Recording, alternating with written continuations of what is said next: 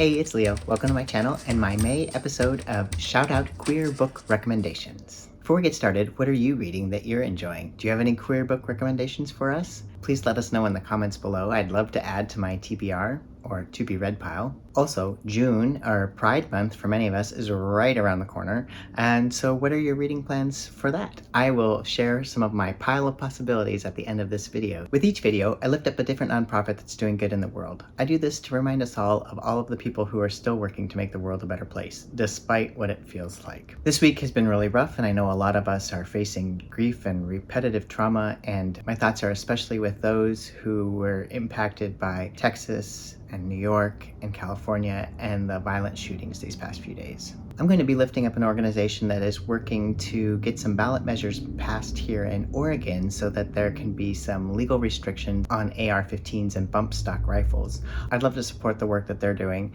but I'd also love to know what are some organizations that are doing similar work in the areas that you're from.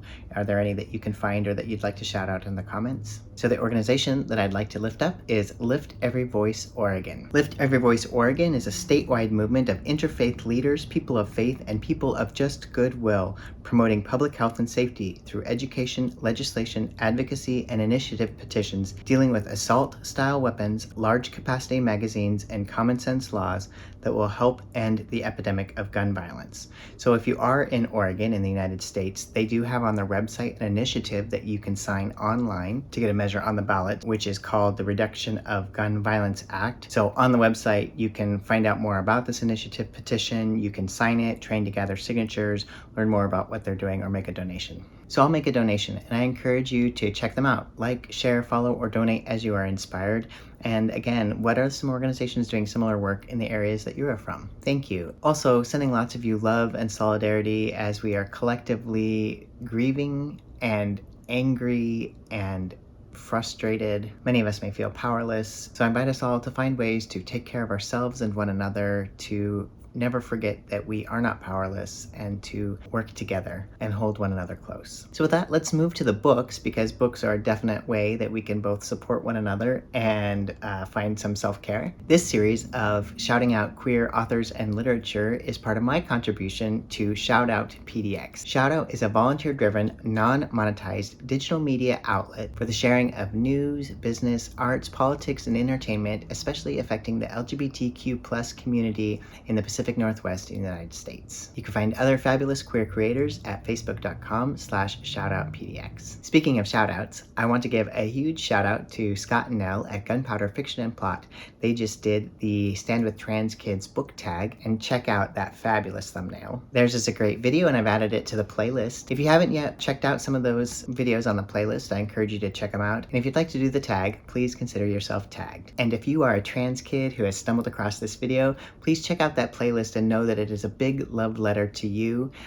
We just love and support you, and there are so many people out here rooting for you and working to make the world a more supportive and affirming place for you. So you are wonderful and beloved. Okay, book one that I want to talk about on this video is The Subtweet by Vivek Shraya. This was the second poll on BookTube Spin 6 for me, and also fit the prompts for the Asian Readathon hosted by With Cindy. So I was very excited to finally get to this one. Vivek Shraya is a very talented, multidisciplinary artist. She resides in Canada, where she's also an assistant professor in creative writing. Vivek is a trans woman of South Asian descent, and this is her second novel, which is about friendship between women and the music industry in Canada. The principal narrative in the story is about the forming and subsequent fracturing of a friendship between Neela and Rukmini. These are two women in the music industry. As the novel explores the friendship of these two women, it also connects the friendships and relationships of 4 other women, only one of whom is white. The others, I believe, are all South Asian. This book is a smart examination of the pressures on brown women as they try to make their way as creatives in the music industry. It touches on things such as imposter syndrome, competition and jealousy, longing for deep connection and friendship, and feelings of isolation, while they're navigating an industry that is steeped in both capitalism and white supremacy. In the course of their friendship, then, there is a subtweet that one character makes about another character, which turns into a storm and frenzy online, as can happen.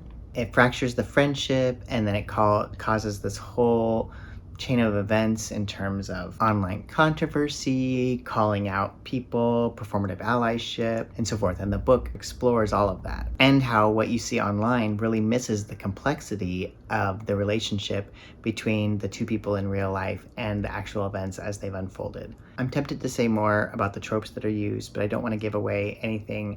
I think that they were smartly layered, and an analysis and reflection on them can lead you to kind of some deep thoughts and interesting conversations about the book and the themes behind it. Vivek Shreya, she has also put on her website a discussion guide for your book group if you wanted to have some discussion questions for her book, and so I'll link that down below because I think that would be a fabulous idea. I also appreciated that there's some low-key trans rep in this book. As far as I noticed, only one character was mentioned as trans, and that was in a real brief, actually just a description in a tweet, almost as an aside. And I don't think that transness was brought up throughout the rest of the book. I know at least one reviewer expressed dissatisfaction in that and felt that it didn't really qualify as trans rep. For me, as a trans person, I loved how that was done. I mean, I definitely want stories where trans identity is like central or focused or explored. I don't want transness to be erased, definitely. But I also really just enjoyed that there was a story about 4 women, at least one of whom was trans, but it was the story of 4 women. And I think sometimes we can fall into the trap of there's a story of the cis women and then that trans woman, or there's a story of the normal guys and then the trans guy. And I don't want to be I don't want to be normal, but I don't want to be othered in that way. So for me, I appreciated that this was a story of a bunch of women, one of whom happened to be trans. Or maybe more. I recommend this book to anyone who's interested in stories of smart women, the complexities of friendship, the music industry, social media, and also the culture of allyship and calling out and so forth. I give this one 5 stars, and I'd love to know your thoughts on it. The second book I'd like to talk about is The Long Way to a Small and Angry Planet by Becky Chambers. This is a space opera written by a lesbian author and falls into a category that has been described as hope punk or solar punk, which is basically a story that is not a dystopian future, but maybe a hopeful future, which was a really nice book for me to enjoy in these times. This is a part of a series, and so I've only completed book 1, but I look forward to reading more in the series. This book has a very queer cast of characters, principally the crew on this ship that's a pretty low-budget spaceship that is going on a long journey to a small and angry planet. It's very much a character-driven story, and it almost in a way feels like a slice of life kind of story where this group of misfits becomes chosen family. It doesn't have a high-octane plot. The stakes are fairly low, too low for some readers, but for me it just hit the spot, especially again this last month. But I don't want to mislead you that it's then dry or dull or boring or any kind of slog. It's certainly not just a diary of staring out the window at the stars going by every day. There is love and loss and grief and dysfunctional family dynamics and annoying crew members and bonds being made. There's business risk and class dynamics, as well as some threat of war and high-risk adventure and so forth. But I really enjoyed being in this world, getting to know these characters and rooting for them. The writing was great. The world building hit all the right notes. I didn't feel like it was info dumping, but I also didn't feel like there was just a chalk outline of the planet or the spaceship, some kind of vague, there were aliens or something. The characters and dialogue were fantastic. I could definitely see myself there. The characters felt very real, even though many of them weren't humans or even humanoid, but vividly drawn characters with their own personalities and speech patterns and so forth. It was really great, and this all makes it a 5-star read for me. How about you? Have you read either of these books? Do you agree or disagree with me on my ratings? Let me know in the comments below. I'd love to continue the conversation. Also, let's take a quick look at my June pile of possibilities. Okay, I'm not committing to reading all of these. I'd like to get to them all at some point, but I've seen a few other channels do this and I'd like to do that as well. So I'm gonna put these up to a vote, and so let me know in the comments below which of these you think I should read, or let me know if you have an alternative book that you need me to definitely consider for my June Pride reading and pile of possibilities. All right, so the first one is The Many Faces of Josephine Baker, Dancer, Singer, Activist, Spy by Peggy Caravantes.